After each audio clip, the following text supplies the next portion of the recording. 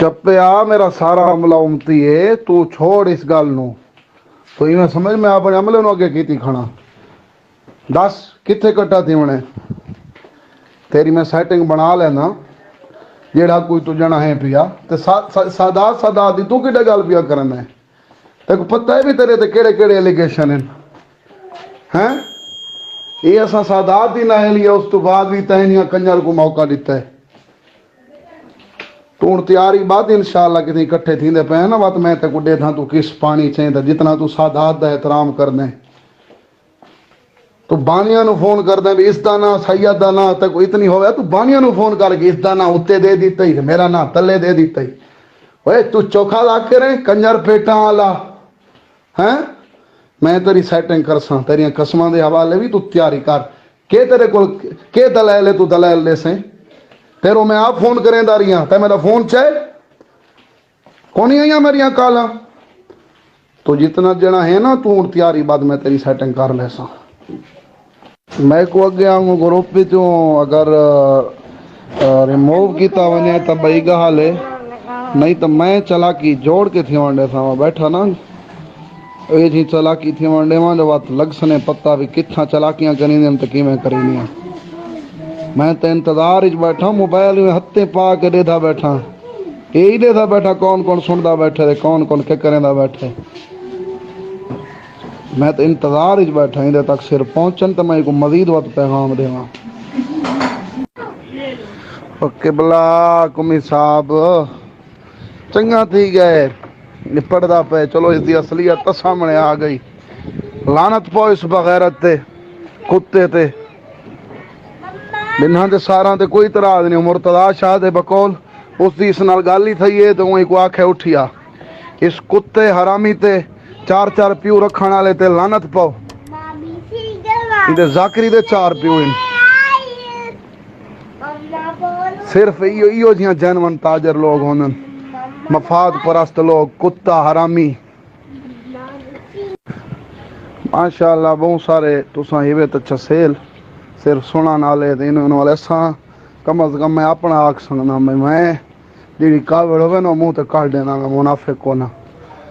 تے ہوں اگر انیت شاہ مولا دا دشمن ہے نا تے اون دے نال نہیں پڑھنا تو جڑا پڑھ گئے نا تو وہی اون لسٹ ہی چاہندا ہے. اون دے تو بعد جناب ہن جپا گروپ جی کھڑن تو میں دیونا نہیں. اون دے تو بعد اگر کہے دی دے نال یاری بھی ہے نا تو وہی منافق ہیں دے وہاں این گروپ دے وچ رہ کے جی جپے نال واد یاری ہو سی نا وہی منافق ہے. تو میں کو منافقاں نال مکن دا آندا ہے. گنگا تے بہرا گروپ تھوڑی جی مہربانی کرو تے ہونی چپے صاحب کو ہی سننیاں ہر کہندیاں یہ کو سنواؤ چنگا جھوڑ کے. ایک کون تھی دے یہ کو اندی اوقات دکھاؤ. چپا صاحب میں کو تو جتھاں تو مل گیا نا تو میں تیری سیٹنگ چنگی بنے ساں. چپا صاحب جپا نہیں ہے کھپا ہے کھپا کھپا کھپا میں سیٹنگ کرے ساں کتھیں تو ٹکر سی. نصرت خان کالی کو ہٹے چوڑ میاں اگر کالی کو سڈنی تو بات کم از کم میں ویلے نال پہنچ ویسی تو جتیاں مرے ساں ہی کو. بسم اللہ الرحمن الرحیم. السلام علیکم یا علیہ السلام مدد. گزارش یہ حال ہے کہ پہلے نمبر تے تمام گروپ ممبران کہ جڑی لینگویج اون صابر صاحب یوز کر رہے ہیں نا میں تو اندے تو ایکسپیکٹ ہی نہیں کردا کہ اس لینگویج جس نو گل کرنی چاہیے بغیر کسی چیز دی صفائی منگے اور بغیر کسی کام دی تشریح منگے.